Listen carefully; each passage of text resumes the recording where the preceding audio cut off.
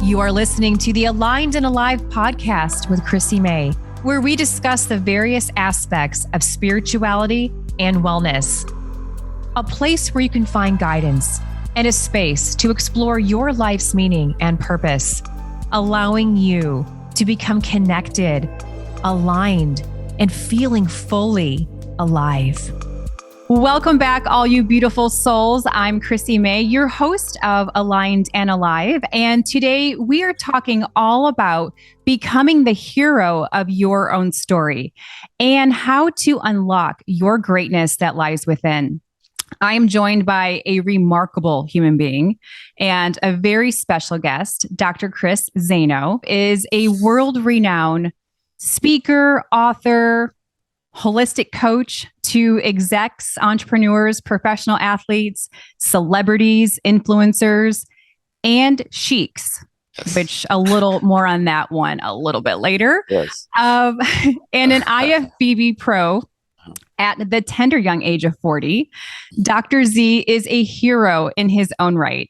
After winning Mr. America in 1998 and being a leader in the fitness industry, he found himself defying a deadly disease in his late 20s.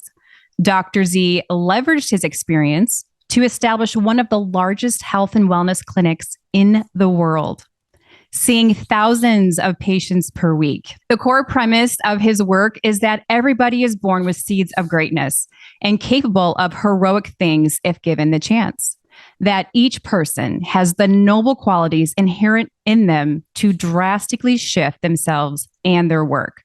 Dr. Z seeks to unlock this in each man, woman, and child he reaches.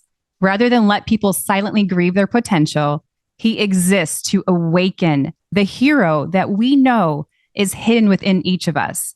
So, without further ado, please welcome to the podcast, Dr. Zaino.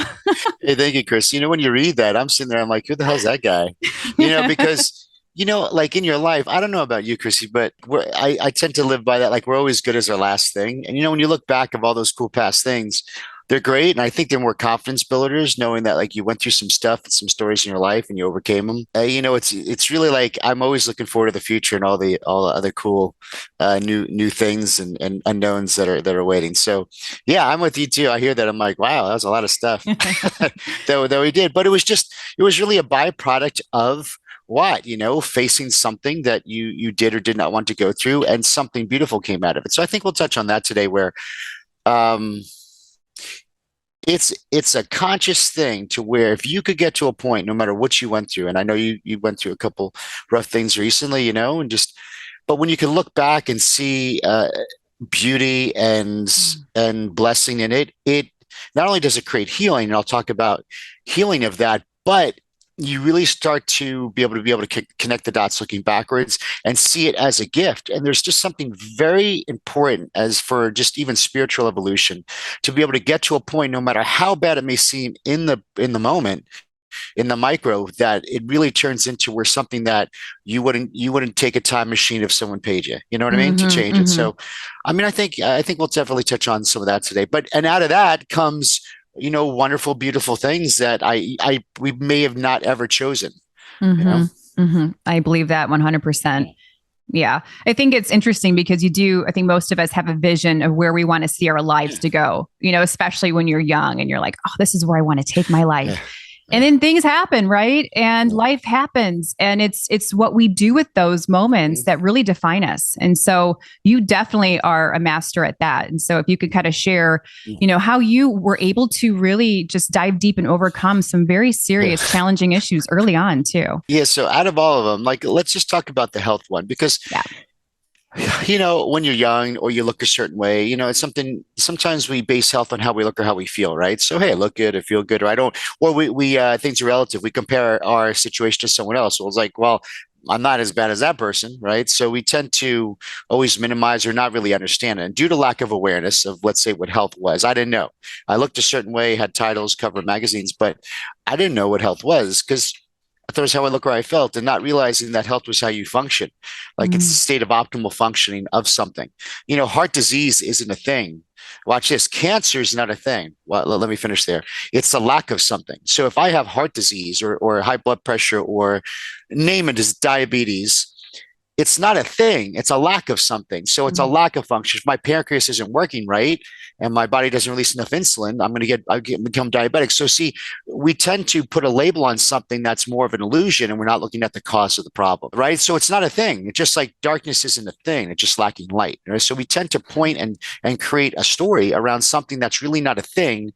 It's a byproduct of the lack of something. So instead of bringing in and restoring function or restoring the thing or the law, we're focusing on the lack of something, which it's unquenchable. It's unquenchable. You can't fix something that's not really even there. They say, well, no, the disease is really there. It's the lack of something is really there. It's not the actual process. So here, I was probably 25 at the time, and I had, like you're saying, like we all thought this is the way it's going to go.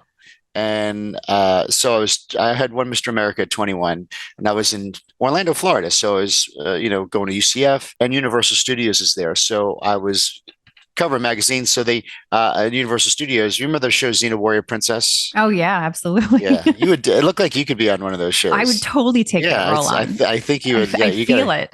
I know you do. You're in a Xena. And so I headed out all the nutrition and training protocols for everybody there because they were pretty much naked and they had to look good. And so we used to go from Universal Studios, and they filmed. They also filmed in New Zealand. That's where a lot of these beautiful greenery movies are at, New Zealand. Go back and forth. So it was great. I mean, like, hey, I could do this forever. I was a personal trainer. I was like, and it's something like when you're younger, like I could do this forever, not realizing it's not always like that. So then I started getting digestive issues going on. Didn't think much about it. Then I might go in the bathroom 5, 10, 6, like 16 times a day now. But I'm like, just disassociating, putting off, and nothing good's when you just neglect something. And then I started bleeding every time I went to the bathroom. Now that's getting scary. And then I played Google MD like a lot of us may do. You get on, you type in blood and stool, and the first thing that pops up is cancer. So I had a father who died of cancer when I was 21. So I was just like, he was 68. So I'm like 21, 20, like this can't be happening. And I did what a lot of people do. I literally distracted myself, just looked the other way as it just probably continued to get worse. And then it got to the point where you're losing your bowels in public. And I always told this part of the story. I probably told this story 7,000 times. And I'll tell you why. So it was the moment, right? So I'm in a TJ Maxx, and when you have a digestive issue going on, it's just not a physical issue, it becomes emotional and mental, because like you don't eat, because if you're going to go somewhere, you're preparing your day around this, because you got to be around a bathroom. So we start focusing on things that most people don't have to think about. Like you go to a place, is there a bathroom here? What happens if I can't get to one? All this stuff. So I was at a TJ Maxx, and in the back, they have the bathrooms, and they were under construction. I'm like, where's the bathroom? They were locked. Like, well, just go outside or like a Sports Authority, whatever, and use there. And because of the anxiety of the fear of I can't get to a bathroom, that was the first time of many that I lost my bowels in public. And just think about like rock bottom, embarrassing, and just not, I mean, most of us could hide it, but not when it's blood, seeping through. So it was shocking. And there's people around. There's probably 40, 50 people around, and you can't hide it. And they're shocked, like they're trying to be empathetic. It sucked. Right. So that's when I got it checked out, and I was diagnosed with an incurable terminal disease called ulcerative colitis. So this is something where it's an autoimmune disease where my immune system was attacking my colon. And so rheumatoid arthritis, your immune system attacks your joints. Even type 1 diabetes, your immune system attacks your pancreas. So, your body's literally destroying itself. Putting in all types of drugs and prednisones and all this other stuff. And I got worse and worse. And they were doing all these other like chemo drugs and organ rejection medications, getting worse and worse. And I went from about 230 pounds all the way down to 158 pounds in 3 months. Yeah. So my identity, so check this out. My identity of what I worked hard for. Remember, I was a personal trainer. I won Mr. America. I was on the cover of magazines, and I'll tell you something very freaky there. I'm known to be the trainer. So my identity of who I was and what I based everything off of, even my popularity, like I was popular in school because when I worked out, I kind of got that AC Slater Saved by the Bell title, right? So my entire, we're talking from 13 years old, this has been my identity. It has been my body, right? It's been not who I was. And stripped, literally stripped. And that the whole thing when I was in cover of the magazine. So here I'm 150 pounds, bleeding every day. And I remember I was checking out at the grocery store. And then, when you do a photo shoot and go to cover a magazine, it could be like 8 months to a year later. Yeah, right. And there I'm on the cover of like Men's Fitness, and it just reminded me of like, what the hell, like what became of me? And no one could tell me a reason. And now they want to take out my colon because the whole lower intestine was ulcerated. Now it's turned into Crohn's disease, which goes into the small intestine. So like in a week, we're going to remove your colon and you'll have a colostomy bag for the rest of your life. So it was horrible. So then my mom's a prayer warrior. So my mom sends out a prayer email. Mm-hmm. Just like I'm sure everybody's got a prayer email. And, when you get those prayer emails, we see a nice little thing. But one person actually took action on it. It was my anatomy teacher from 12th grade. And he says, listen, when you come into town, I want you to go see my doctor. He's a corrective care chiropractor. And to me, that was like saying, go to a witch doctor, because I had no idea what chiropractic was. Or yeah, I did. Like someone stretched my hamstrings out when I was playing sports. How is that going to help a terminal incurable disease, right? Organ disease. I thought it was like a massage. So I went to him. I said, listen, because, everybody's trying to be nice. I'm like, I appreciate you wanting to help. I go, but I've tried everything. And then he tells me, well, you didn't try everything, because if you tried everything, you would have had your result or you would have had your health. And in that moment, I didn't realize that we can become hopeless and a victim so rapidly that we don't realize it. The fact that I even had the arrogance and the ignorance to say I tried everything, because he's right. Because if I did try everything, I would have had a result. So therefore I woke up, it kind of like woke me up out of this fog going, wow, I lost hope. I'm a victim. I got to try something. So went there. I took pictures of my spine. No one did that. I had a lot of damage in my lower spine and brainstem area. And that's where, the nerves from the brain sends messages through your nerves to organs. Oh, yeah. So, my lower back, those nerve roots went to the digestive stuff. So I'm like, it was a blind spot. So a lot of times we have blind spots we don't see. And so I just wanted to get better. And so the doctor was very confident when he did, and he was certain in the laws of life. So I go, okay, well, when am I going to get better? And he goes, listen, that's not to me. He goes, this is a problem that you have, a blind spot that's causing your body to function poorly and develop disease process. And then, because a lot of times when we're hurting or we're going through something, we want to blame a circumstance, or we want to hold on to something or someone else to save us. We start to look for a pseudo savior, right? Right. And then where most doctors be like, they almost we'll take care of us. We'll do that. This guy didn't. He goes, listen, he goes, until you, and he points at me. So he goes, until you correct your problem that you have that's affecting your life, almost saying like, my life's great. You're the one. So until you choose to correct that problem that you have that's affecting your body, cause a disease process and fix it, he goes, then your body will be able to heal and restore function and heal itself. He goes, but the day and the hour you're asking me, he's like, that's not up to me, because that's between you and your body. He's like, but you will heal as long as you don't quit on yourself. The real just truth. Think about it. Yeah. I mean, think how many times we quit on ourselves. Chrissy, God. how many? No, like what? And that's the thing. Is like we all quit on things, and like just because we quit on things because we feel it's not whatever we're doing is not serving us or getting us to where we want to be anymore. So when someone says I'm not a quitter, it's like, no, we quit on stuff daily. Yeah. I love that. I'm like, no, I quit on a lot of things. It's the things I excel in, or the things I stuck to because I felt they were serving me in some way, shape, or form. So how many times do we magically make up an expectation rooted in nothing? Meaning, let's say someone goes to the gym and someone would be like, you know what? I've been working out for 8 weeks. I thought with this amount of energy, effort, and investment, I should have been further. Right. Like, like the guy digging for gold, I put in this much effort, I invested this much energy, and I did it for this amount of time. I should have had my result. Where did we come up with that? Like, like what makes 3 months special? What makes 2 weeks special? Like, why do we come up with like this arbitrary timeline that things we would have to see some type of result? Because what if I gave myself 2 months and my healing was at 5 months? Or let's say I was digging for gold and then I stopped and 6 inches away, I would have hit it, right? You know what I mean? Like, so that time factor is, if you want something, Jim Rohn used to say, how long is it going to take? As long as it needs to. How much money do you invest? As much as you need to. And how much effort do I need to put in? As long as, as much as you have to. How many books do I need to read? All of them. It's like if you want something, and I realized it's just a weird phenomenon. I think everybody listening to this, we've been in there. We kind of said like, well, I feel I should have had a better result. And it's like, well, where'd you get that from? There's so many other things going on, right? So I realized, like, you know what? I will heal as long as I don't quit on myself, no matter how long it takes. And I wish I could tell you guys in a week everything was great. No.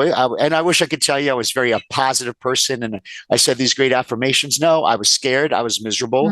I was negative, and I was suffering. And the thing is, the great thing about laws of life do not care about your opinion towards them. So if I jump off a building, if I don't believe in gravity could care less and doesn't care about my opinion. It's a law, right?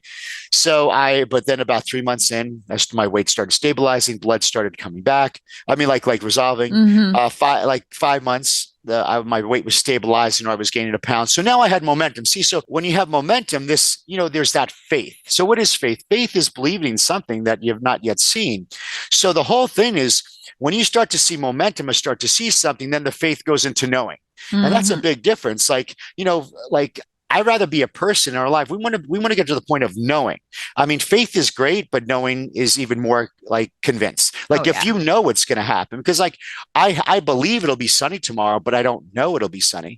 So there's and you know what? It's only about a 1 or 2% of like 98% faith or knowing is still uncertainty, but to know. So when we start getting that momentum, then we know, okay, I got momentum. Now you have some concrete evidence. And 7 months later, my body, 7 months total, the blood had stopped. My body healed itself from an incurable terminal disease. That was that. And then now, Chrissy, I had a story, right? I had an experience. Right. So I have this experience. And I have an experience that I could share, and no one could call bullshit on my story because it's my story. And I shared that, and that was the single most thing I did. And we built, I spoke all over the world, built the largest practice in the world by just sharing my story, or someone say sharing their testimony. And a lot of times, Chrissy, people do not want to share their story because they don't think people are interested, or they want to learn, or what we go through, we take for granted. The skills we have, we take for granted, not realizing that someone desperately needs to hear that for hope, or to have that message. So I would never tell that story. And then, but I went back to school because I had an experience with chiropractic. It changed my life, saved my life. So I'm going to do something that I had a personal experience with. Because when you have a personal experience with, it's not coming from intellect, it's coming from my heart. Right? I'm more powerful too when that happens. Yeah, I'm convicted. Your messy situation became your message. Yeah. And everything in life. Thank you for sharing, because more people need to, I believe, allow themselves to become in that space of vulnerability, because that's where the real connection's at. Yeah. And, it can be scary, but the more you go towards that fear, at least what I've learned, especially what's been going on this past week in my life, like, no, we're here to go through this so we can help each other. And I think when you lead with that, it's a far greater experience in life. Oh, no, without a doubt. And this is where the big healing comes in. And I didn't realize this till years later. So here, I'm just telling my story, because people think chiropractic is like neck pain or back pain. I'm like, this is just my personal story. And I remember I wasn't doing that, but I had my degree, and I remember I was asked to speak at a road. So when I used to speak, I used to be a teacher, like here's some PowerPoints and blinky shiny objects, and I would give a lot of good information, and people would do this. And, nothing happened. No one made appointments. It was just good information. And then one day I was asked to speak. There's so many layers here. So one day I was asked to speak at the Rotary meeting here in Houston. And here in Houston, it's like big oil and big doctors. And here I'm like just a young doc, and I had imposter syndrome. And if you guys are listening, what imposter syndrome is the lie that you believe that you walk into a room, you don't belong there. You're insecure. You're like, wow, how am I gonna impress the lawyers and the doctors? Like And thinking back now, it's hilarious, but I don't know if you ever experienced that you don't belong in a room and you feel people are smarter, they're sharper, they're better than you in some way, shape, or form. And just these lies that you believed. And I forgot all my stuff. I forgot my PowerPoint. I forgot my charts. I had a book I used to read out of, which was the talk. You know, it looked like a research. It wasn't research. I just wrote out the talk.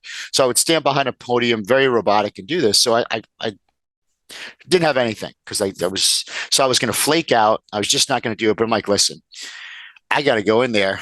And I was so worried about what people would think or how they would judge me on my presentation or my keynote.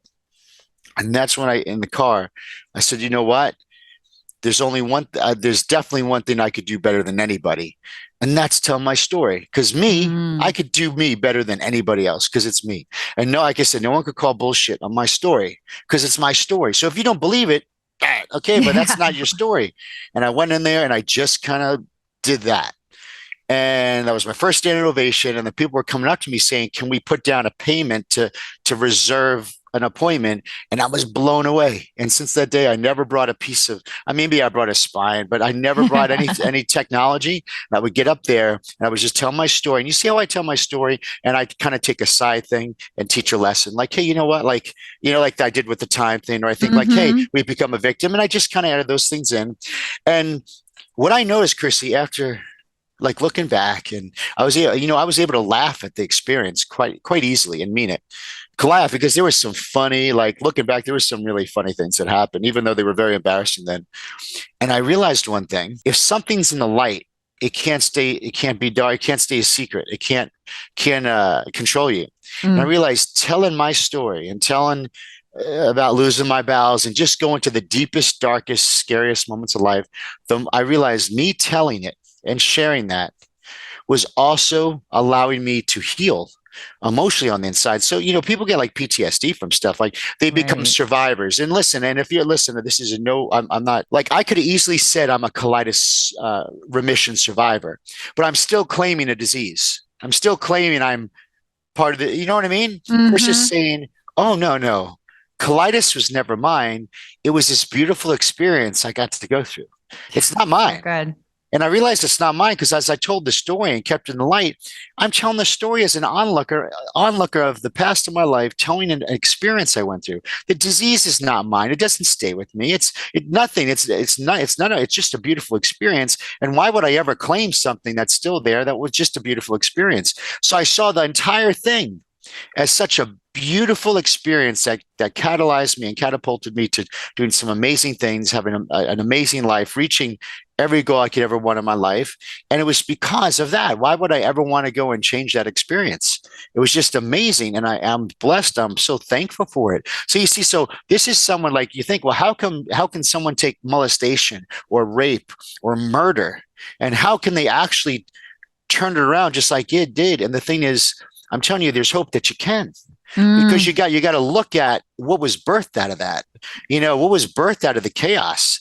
And if you could birth something out of chaos and what is considered misery and unfairness and just evil sometimes, and you could find some way to birth it to see I was able now to help people or do this or do that to help transform other people, or it gave me a purpose in life. And you could look at it as, hey, listen, it was horrible during the time, but I'm actually grateful for it because it gave me a platform to do A, B, and C. And that's something special. Like a lot of healing comes from you being able to speak what you went through in front of people, being vulnerable. Because when you're vulnerable, you will connect with, you're gonna have such a human to human connection. And you're going to connect with human beings, right? So the connection, it was so deep that at the end of that, you make that connection. And, I realized that a lot of people, when I would speak, would be like, hey, that's the guy I want to help my family and I, get well. And I tell everybody, and I used to tell my doctors, you got to go there. No, because I go, you got to go there. And they didn't want to go there. And I'm like, you're not going to heal the way you want to. And you're not going to see what a blessing it was if you just don't go there and share it, whether it be on podcast, on interviews, in person, one-to-one. It doesn't have to be one-to-many. And I think that was one of the most pivotal things, not only just to have long-lasting healing, but to then be able to take a time of your life that was considered horror. I mean, there was nothing good about it, and to look back and be like, wow, how I could connect the dots looking backwards and seeing it. My life never could have made that turnaround if I didn't do it. And I wish I could tell you, I didn't have a plan. I like life gradually and very gently guided me through that. There's like, Christy, I'm not saying like I didn't have like there was no coaching, I didn't go to a Tony Robbins event to get hyped up. Like I'm telling you, like there was no trying. Like you said, you're going to go through it as long as you're living, right? So you're going through it. Like there's, you know what I mean? There's no way to grieve. There's no instructions. Time will figure that out. Like you're going to figure out through time, and will go through the process. But as long as you just don't become a victim and lose hope. And like you don't have to be like this really smiley person. You could just say, listen, I didn't try everything. There's something else I'll try. There's something else I'll try, but I'm sure as hell not going to, give up. And I just know that when like you said, the power of your story, the hero of your story is not the end, the grand finale, the end result, the climax. The hero of the story is a hero has courage. And what courage is, a hero is scared when they go into anywhere. A firefighter is scared. In the movies, like even if you have you're scared. So courage means you're scared, you're fearful, but you're going to do it anyway. Yeah. So that's the thing. So the courage in doing that and building courage. See, courage builds confidence, it builds self-esteem, and it builds a tremendous amount of self-value. And I think they are some of the biggest things in people's lives. From teachers, preachers, dogmas, media, whatever, that are very atrophied and are not developed. That's how you said the hero within. Like it's always been there since we were kids, and something but happened when we were kids to adults with that self-esteem, security, all these other like insecurities learned. It's not inborn. So something happened where all those beautiful qualities were atrophied. And a moment like this gives you another opportunity to rediscover it. So, Joseph Campbell used to say, the hero's journey is not about attaining, it's about reattaining. It's not about discovery, it's about rediscovery. So this whole spinning around this planet, like everybody's looking for something. But the thing is, it's about it's rediscovering who you always were. And you kind of have an amnesia towards that, or you believed a lie. And it's always about rediscovering and reattainment. And so the powers to the hero is really you embracing who you always were. So like we're always looking for the answer outside, but it's always, the treasure's always been there. And it just takes that awareness, and it takes listening to right things. And I mean, that could be a whole other podcast on actually how to train that. But the story, like you said, I loved how you picked the power of the stories, because that was single-handedly the greatest thing I used to heal my life and look at things in such a I would say more appreciative. And the reason why I say appreciative and not grateful, sometimes when we're grateful, there's still a level of judgment. Like let's say you and I, Chris, you were like, let's pray over the food. I'm like, thank you, Lord, for this food, because there's some other people that don't have food. So we're comparing, but appreciation means that we appreciate, like you appreciate it no matter what the circumstance, right? Right. So I think it really helped a level of appreciation unconditionally in my life for what I went through. And I think a lot of the healing came from that. Beautifully said. And, I believe just by listening to this is just that you, in a way, almost like we're divinely called to go through this process. Do you ever think of that? I mean, it's kind of a weird way of looking at it, but that some people, like they're going to go through a journey so they can come out and deliver this greatness to, millions of people. I don't know. I always look at things with a different lens. No, you're right. I'm just getting to the point where sometimes I don't know if the suffering is necessarily necessary. Oh, yeah. I know. I don't know if it's like for our lack of, are we causing the suffering? Oof. I'm just like self-imposed. Yeah. Self-imposed. Yeah, I mean, like the thing is like, I mean, do we need to go through that in order to deliver such a powerful message? Yeah, is that what you're saying? Is there something righteous in going through a purgatory? I don't know. Yeah, I know. Right. No, because I'm going it. from this, because I'm trying to understand the concept of love, right? And the thing is, the issue with love is it always comes with baggage. We've all been raised with conditional love as much as our parents loved us. So I don't know if any of us knows what unconditional love really is, and that's an unconditional like appreciation no matter what. So unconditional love, there's no right or wrong. There's no good or evil. There's no judgment, guilt, shame, comparison, jealousy, or coveting, which is everything that happens when you scroll on Instagram or Facebook, right? Right. So like it doesn't exist there. And not remember I said like disease is not a thing. So they're not even a thing. They're not even real. So unconditional love is the real thing.